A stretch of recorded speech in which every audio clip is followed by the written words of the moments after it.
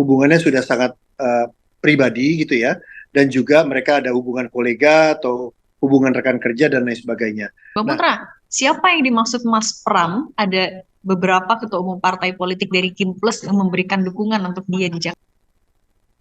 ya Mbak Cindy, kan kita tahu bahwa Mas Pram itu punya hubungan dengan para elit politik itu sudah sangat lama ya, sudah terjalin dengan baik, tali silaturahmi, komunikasi dan lain sebagainya.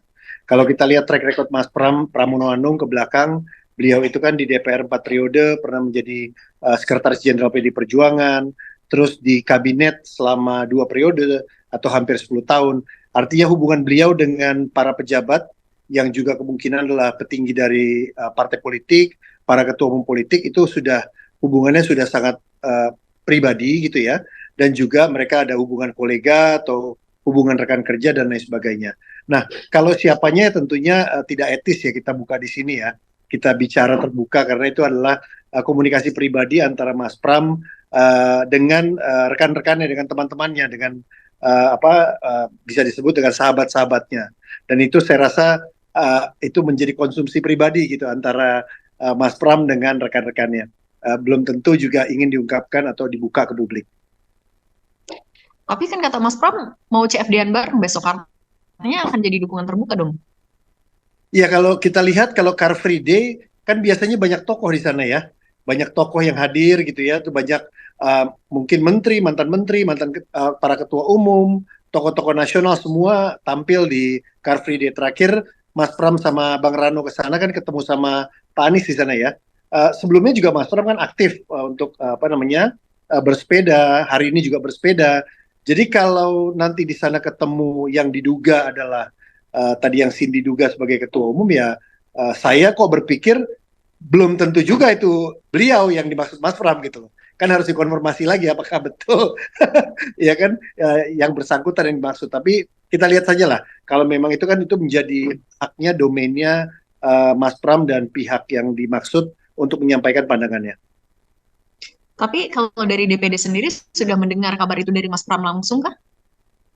Kalau belum, kalau Mas Pram dalam konteks apa namanya menyampaikan itu kepada publik, saya rasa itu belum, dan juga saya juga belum menyimaknya terkait dengan hal itu. Tapi biarlah itu menjadi komunikasi politik pribadi dari Mas Pram dengan apa namanya dengan sahabat-sahabatnya yang lintas partai itu, yang lintas organisasi kemasyarakatan dan lintas lembaga bahkan, dan itu biarlah menjadi apa namanya memang menjadi aset dari Mas Pram di dalam sebagai seorang administrator unggul dan juga sebagai tanda petik ya terkenal sebagai jembatan bagi komunikasi politik Indonesia saat ini. Tapi apa yang akan dilakukan PDIP untuk memanfaatkan dukungan dari tokoh-tokoh yang dimaksud Mas Pram meskipun itu adalah dukungan pribadi, tapi kan nggak bisa dipungkiri pasti akan berpengaruh banyak mulai dari elektabilitas dan lain-lain. Ya, kalau kita lihat kan memang Jakarta ini kan membutuhkan tokoh-tokoh yang apa bisa berkomunikasi dengan banyak pihak ya, Mbak Cindy ya. Terutama sejak Jakarta menjadi daerah khusus Jakarta, undang-undangnya itu kan saya termasuk yang menyetujuinya di Badan Legislasi.